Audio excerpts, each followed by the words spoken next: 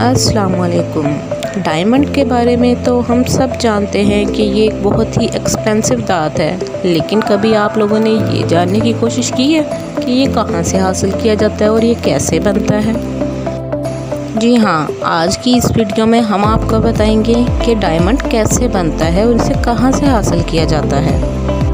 हम सब ये तो जानते हैं कि ये एक बहुत ही एक्सपेंसिव धात है, गोल्ड से भी ज़्यादा एक्सपेंसिव, लेकिन कभी सोचा है कि ये डायमंड बनता किस चीज़ से होगा? आप ये सुनकर हैरान होंगे कि डायमंड जैसी धात जो कि इतनी कीमती है, वो एक बहुत ही सस्ती सी चीज़ कोयले से बनता है। हमारी ज़मीन पर जब ज़लज़ला आता है, ख़ास तौर पर हिली एरिया में, तो वहाँ पर दरारें आने की वजह से बहुत से दरख्त और पौधे वगैरह ज़मीन के नीचे दफन हो जाते हैं। ज़मीन के नीचे मौजूद हीट और ऊपर वाली लेयर्स का प्रेशर जब इन दरख्त